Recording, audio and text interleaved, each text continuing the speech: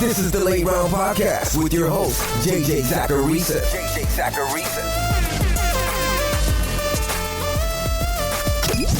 What's up, everyone? It's JJ Zacharisa, the editor-in-chief at FanDuel and at NumberFire.com, and this is episode 239 of the Late Round Podcast, one of the many shows that are part of the NumberFire Podcast Network. Thanks for tuning in. A couple of things before digging into this week's questions. First, the night has come. Finally, it's draft night. If you didn't know, now you know. Second, I'll be live blogging this year's draft. I'll be tweeting a link out on Thursday evening, which you can get if you follow me on Twitter at LateRoundQB. But I'll be tweeting the link before the draft begins, and you can hit that page whenever you want for my take on a lot of the picks. And I'll try to add things like my projections when offensive players are selected. I'll be doing that on both Thursday and Friday. I think Friday is going to be a bigger day for fantasy purposes, but Thursday is still going to be a lot of fun. So please don't miss out on that. I promise I'll make it worthwhile. Also, as a reminder, FanDuel is offering you a free shot at 2 tickets to the NBA Finals. Every night of the playoffs from now until May 14th, they'll run a free qualifier with $1,000 in prizes. If you win, you will then advance to another contest at the end of the playoffs where you could win a share of $20,000 in prizes and 2 tickets to the finals. For more information on the NBA Fantasy Playoffs, visit FanDuel.com or download the app today. Eligibility restrictions may apply. Now, I'm sure if you listen to this Mailbag show on Saturday or Sunday, I'll sound like an idiot with some of my draft predictions. That'll happen. But not all of the questions I got this week were NFL draft related. So it's not like everything's irrelevant if you're listening to this past Thursday. So with that being said, let's dig in. This first question is from @DJKJNR. Loved the pod, good analysis, and well explained as per. Have you got some hesitation over Kelvin Harmon? So this question came after Tuesday's rankings podcast, so in response to the fact that I didn't have Kelvin Harmon in my top 10 wide receivers. Now, for what it's worth, Harmon is a fringe top 10 guy for me. But I don't love him because there was nothing that really stood out to me with his game, both through watching and via the numbers. I'm worried that he's not going to be quick enough at the next level, and his measurables sort of reflected that. He had a really average combine. His height-adjusted speed score was fine, but he scored really poorly everywhere else. And from a production standpoint, he wasn't bad by any means, he just didn't stand out with what I think is a pretty deep class. During his final season at NC State, Harmon had about 29% of the team's receiving yards, just 24% of their receptions, and 28% of their touchdowns.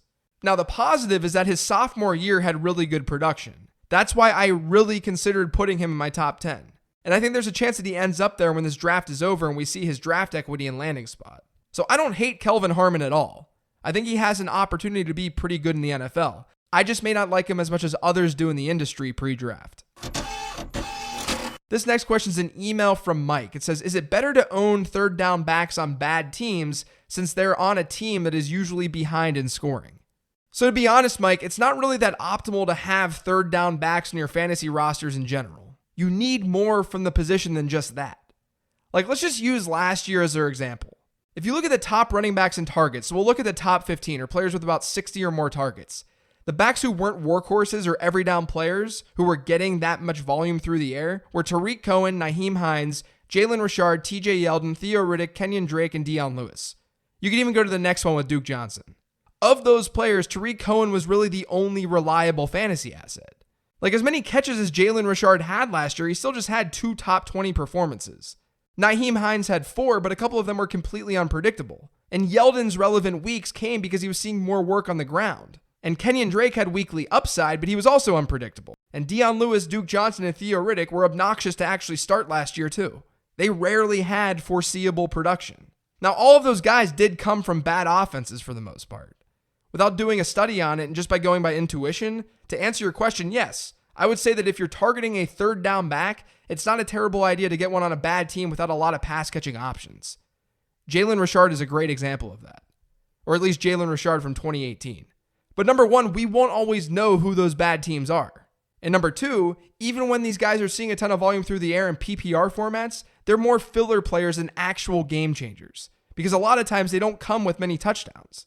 I don't think it's a bad idea to target players who we think will be pass catching specialists because that at least guarantees that they're going to be on the field. And then if they perform well, maybe they end up seeing more work on the ground and close to the goal line as a result. But I think the overall answer here is that players who don't have 3-down upside are fine in deeper formats, but for the majority of fantasy leagues, they won't move the needle. They're fine, but they're not great. This next question is from Twitter from @JamieWhiteman. Any players to trade ahead of the NFL draft given rumors about their teams drafting that position? Thinking specifically about the rumblings of a running back picked by the Colts and Marlon Mack, or a wide receiver in Denver and Cortland Sutton. So I don't think the Colts are going to spend any sort of substantial pick on a running back. I don't think they need to, but they also have a savvy GM in Chris Ballard who's going to understand the value of a running back. Plus, they have bigger needs. I think logically, given the moves that we've seen them make, they're not going to spend a day 1 or day 2 pick on a back. Now, I could be wrong about this, but I think it's a logical prediction. And then I don't really think that you should worry that much about Cortland Sutton as it relates to the draft. You should be worried about Sutton as it relates to him as a player in the situation that he's in. Now, I'm cool with anyone wanting to sell him right now. I'm kind of in the middle of the road to below consensus on that Broncos offense overall. I think you've got to probably watch Dante Pettis and what the 49ers do, but I also don't think that we're going to see a scenario where he just goes away because of the draft. And that's the thing. With wide receivers, this kind of question isn't as relevant. It's hard for a rookie wide receiver to make a guy obsolete. And talent matters a lot more at wide receiver than it does at running back for fantasy purposes. So if you like Dante Pettis, don't sell Dante Pettis even though the 49ers are likely to draft a wide receiver. Sell Dante Pettis because you think that the market value is higher than it should be. So I think this question is more geared towards running back because a back can come in and completely take away volume from a player, and he can do it right away. So let's just shift our attention there. Which teams need running backs the most? Now, I would say that Oakland is at the top of the list, but there's no running back there who's locked in as a starter anyway. So there's no one to sell. Chicago's another team that needs one, but they're also not picking until round 3, so at least Mike Davis's competition may not be as strong. He's also not someone who's valued very highly. But the Bears have had the most visits at running back this offseason. I should note that. I'd say 3 teams with players who are sell-worthy would be the Chiefs, Eagles, and Texans. Now, I've got a lot of Damian Williams in Dynasty. And to be honest, I haven't been quick to trade him away. Mostly because the upside is still really insane for him if he sees a significant role in that offense. And I'm not a big fan of this running back draft class in general. And I also think that the Chiefs have much bigger issues than at running back, especially after signing Carlos Hyde. But I will say that Williams is hypothetically one of those backs that some fantasy managers may not be totally comfortable with right now. I get it. Now, the Eagles have brought in a lot of running backs this offseason as well, and if I've got Jordan Howard, I would be selling Jordan Howard right now. Not only has Philly historically been a committee team, but Howard's not a special talent. And the Eagles have multiple second rounders and multiple fourth rounders. So there's at least a chance that they get a back in the first 4 rounds. And then there's the Texans. Now, Lamar Miller is an underrated player in my opinion, but he also is 28 this year and he's a free agent in 2020. So there's a chance that Miller has this year as a starter, but there's not going to be much for him after 2019. And if the Texans decide to get a running back in this draft, which would make a lot of sense, that's more competition for Lamar Miller. So he's another potential sell.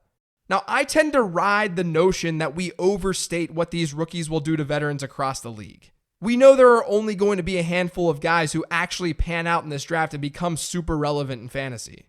And what that means is a lot of the veterans we think aren't safe, they will be safe. This next question is from @fire_and_Geis. Now that Marshawn has retired, what do you think about Chris Warren? I'm not really a Chris Warren guy. Now, the dude is massive, and I get the allure, but you guys know that I care a lot about production and how it translates to the NFL level. Unless a player shows us lack of production doesn't matter for them, which Warren hasn't, I'm going to look at what they did in college to help judge what they can do in the NFL. And in college, Warren didn't have good production. Now, just for some context, his final season saw him with fewer than 6 carries per game and a 14% attempt share. He did have a 6% reception share, but that's not nearly enough to boost his overall profile. And then he wasn't even drafted. I just think that if we take a step back and look at Chris Warren objectively, the dynasty community seems to like him a lot more than they should. Now, this isn't to say there's a 0.0% chance that he pans out, but if he does become relevant in fantasy, he'll 1,000,000% be a huge outlier. And that's not something I'm ever going to bank on.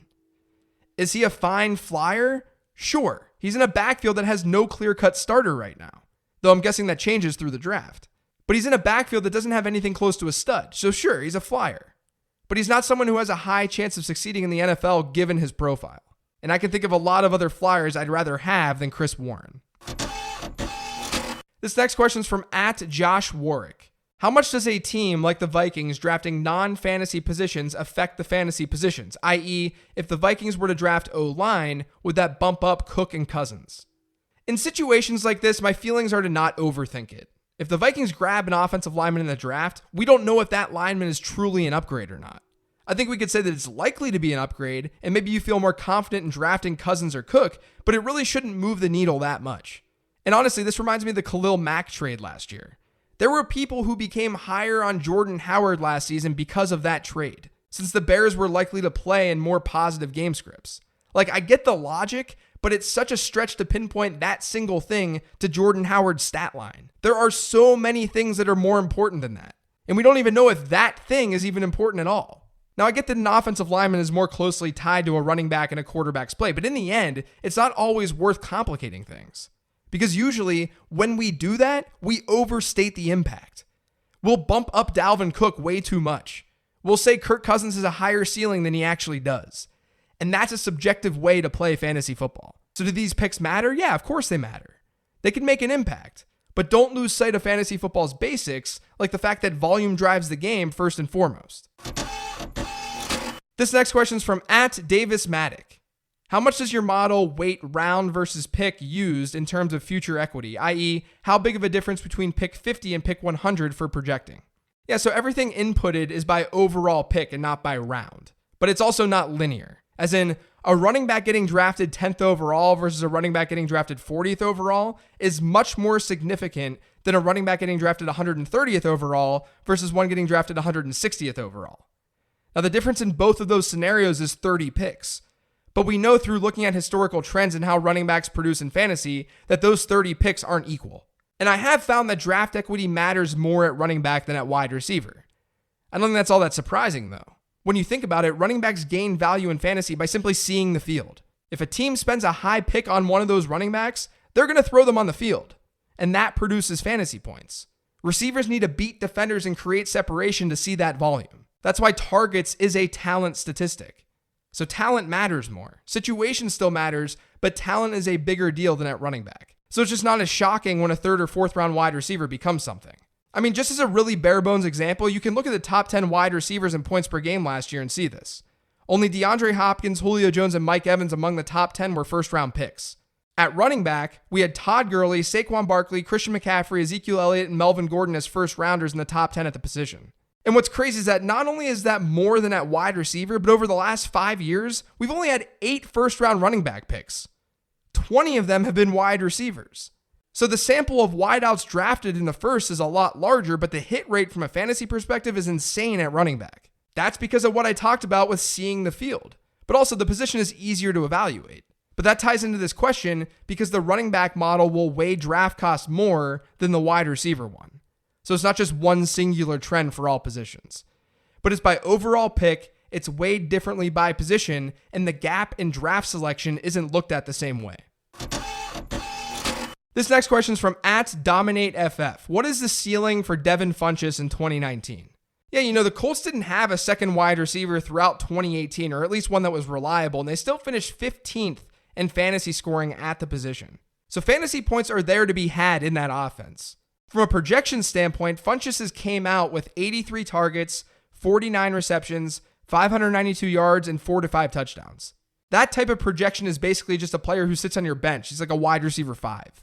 But the question here isn't about what's probable, it's about what's possible. And I do think that it's possible that Funchess goes from like 13 or so percent of Indianapolis's targets to maybe like 17%. That would be like a reasonable ceiling.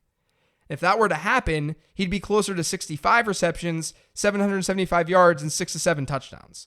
So I don't quite see a wide receiver 2 finish for Funchess unless he really outperforms in the touchdown column. But I do think a really solid wide receiver 3 season is in his reasonable range of outcomes. And there's nothing wrong with that at all. This last question is from @Eli_Stram. What is your take on Jarvis Landry this upcoming season? Wide receiver 2?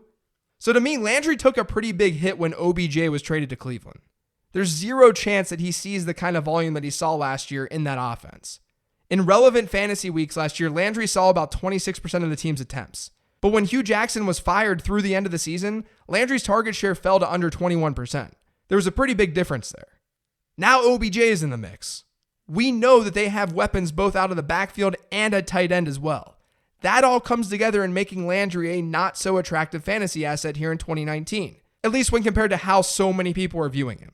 So as it stands, my projections have him at 73 catches, 848 yards, and 5 touchdowns. That puts him in wide receiver 3 territory, which is lower than where his current ADP is on draft.